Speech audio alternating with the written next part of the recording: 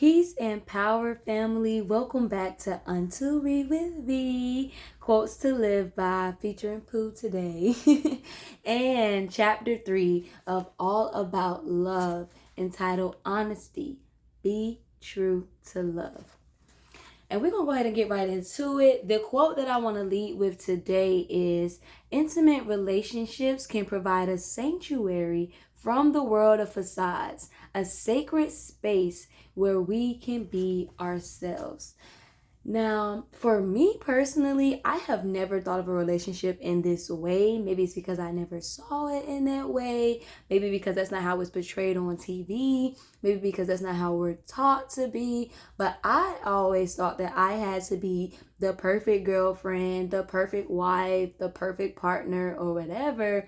I had to please them, make sure their life was easier. And I wasn't really taught that a relationship is a space where you can be your complete and true self. I wasn't really taught that. I've experienced it once. Okay, I'm lying twice. But it also, because of the outside shit that is going on outside of the relationship, it was actually really hard for me to feel safe and to honor that relationship as the sacred space that it was. For me, I had to not date anybody for a very long time before I even understood who I was and what a sacred space would even look like, right? So key, straight out the gate, page 1, is that intimate relationships are not supposed to be a place where you can just get pleasure, where you can have a little vent box, where you can have somebody to fix up your food or fix up your dresser when it's broke. Intimate relationship is a space where you can be your true self. And if you can't be your true self with your partner, might not need to be in that relationship. Might not need to be doing that one. Okay, the next quote is defining truth.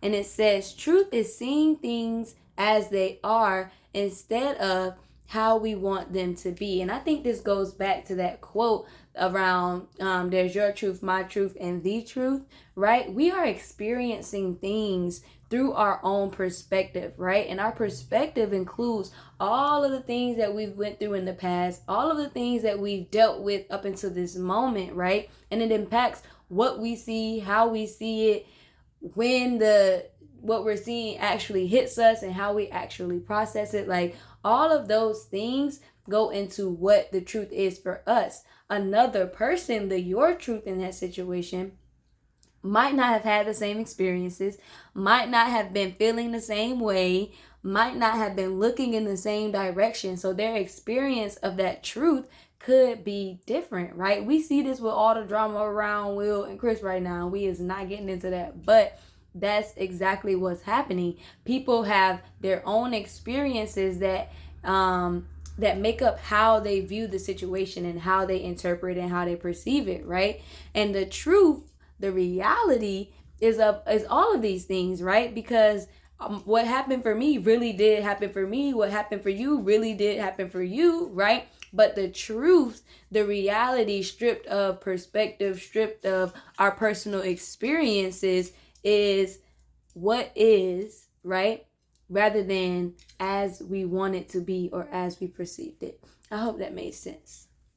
The next quote that really stood out to me from chapter 3 was, constant pretense and lying alienates us from feelings, leading to depression and loss of self-awareness. In addition, dissimulation, which is taking on whatever appearance is needed to manipulate a situation. Constant pretense and lying alienates us from feelings, right? So I asked a question on my IG the other day, like, what's more important, what you think or how you feel, right? And what came up was a lot of people did think how you feel is more important, because how we feel impacts what we think, right? And because we're such a logical society, we're always like, oh no, think, use your brain, use your head, use your mind.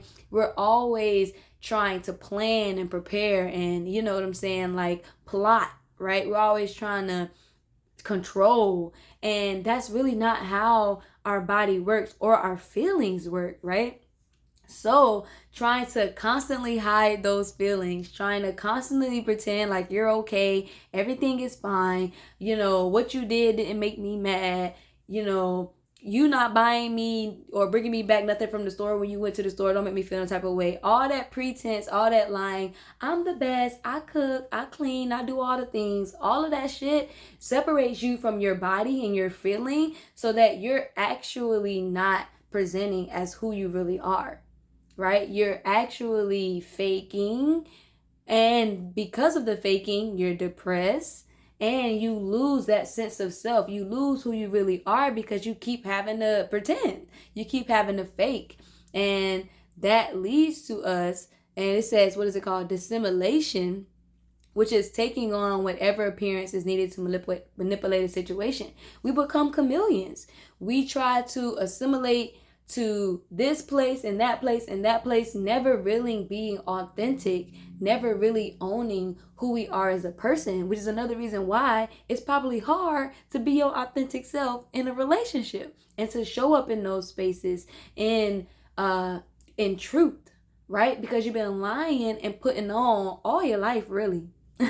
But like, that's what we do all our life, is put on this pretense because we want our parents to be happy, right? We want our siblings to be happy. We want our teachers to be happy. We want the religious folks in our lives to be happy. So we're always putting on this facade. We're always putting on this face, this mask to make everybody else in our lives happy, and it's taking away our truths and our self-awareness and our connection to self. And if you can't love yourself, you can't love nobody else. All right, it's a lot of quotes in this one, so let me keep going. The next one says, lying becomes so habitual, it becomes hard to distinguish a lie from the truth. Most men do it because they can get away with it. Their lies are forgiven. Indifference in men seems or makes them seem as a real man, right? So this whole habitual lying thing, we just kind of spoke on this in the little last thing I was saying, right? We start lying at a young age.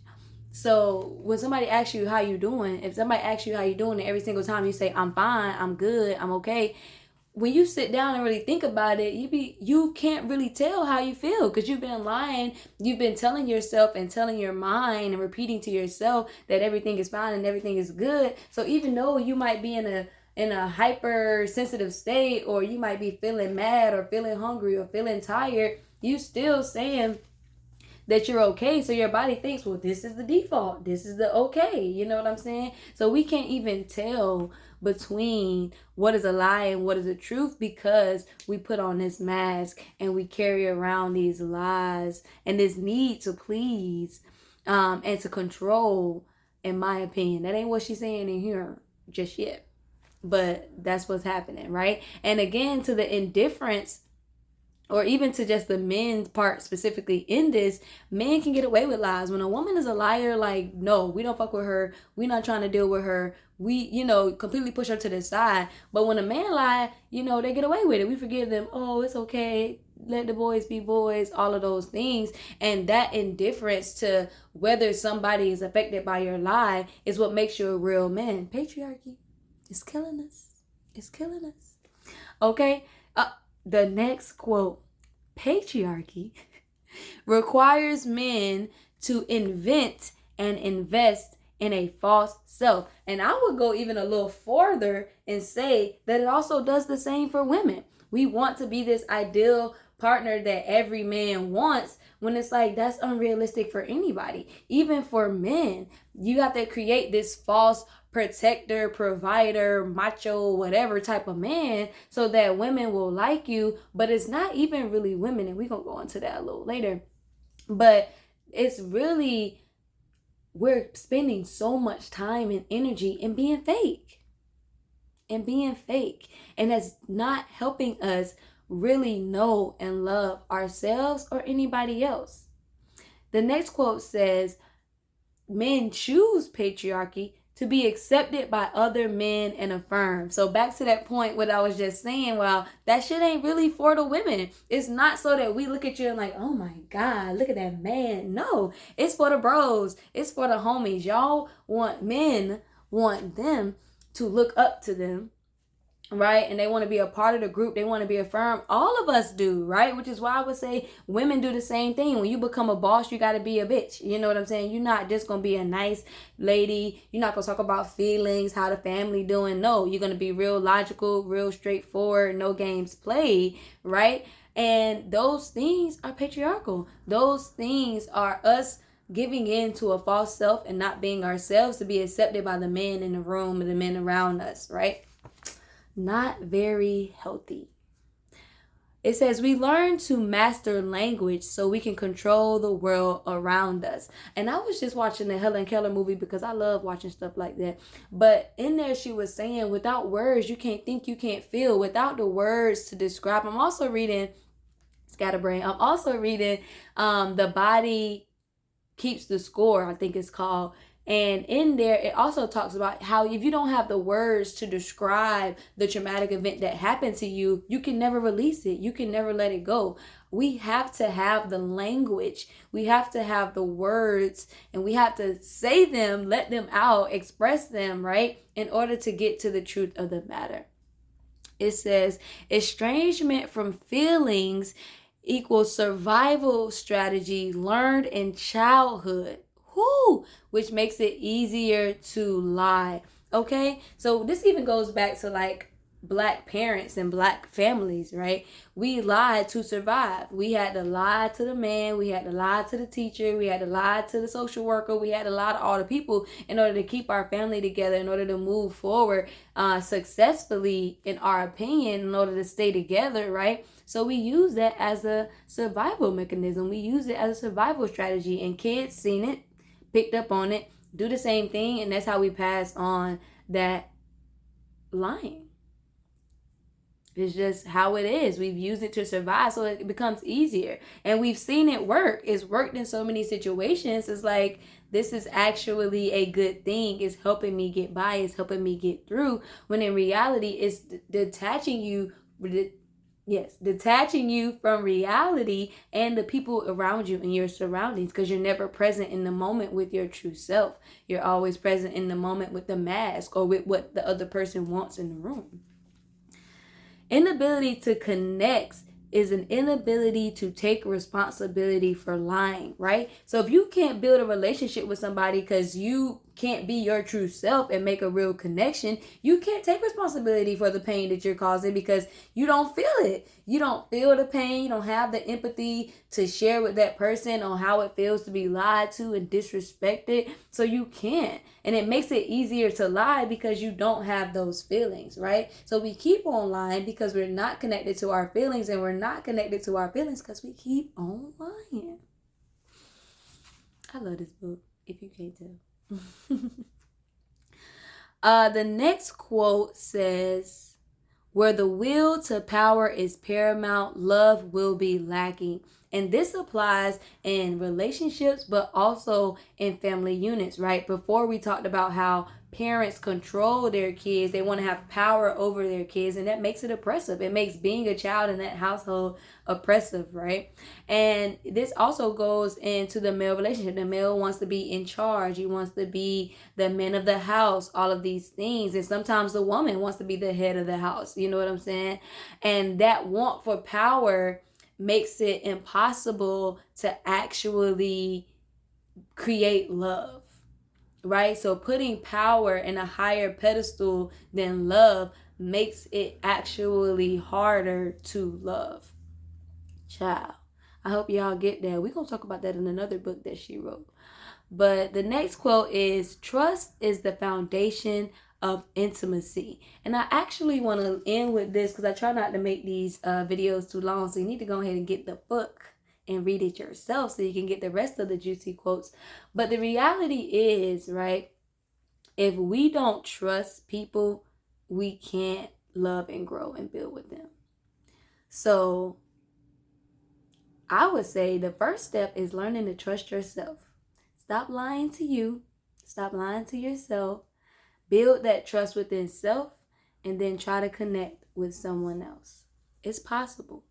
These people went through these things before us, our families, our friends, our ancestors, our heroes. They all went through all of these things before us so that they could write it down and pass it on so that we wouldn't have to go through the same struggles, right? The answers are here, and we can be the change. We can be the difference. I'm sending y'all all the love. Shout out to Pooh, who stayed in the background today. I just knew she was going to act up. And I hope that you guys check out the podcast. Follow us on Instagram at unlearntorelearn.us. Subscribe to the channel. Leave a comment. How was this for you? Any of the quotes resonated? All of the things. I hope y'all have an amazing and blessed day. And I'll see y'all next time. Stay safe.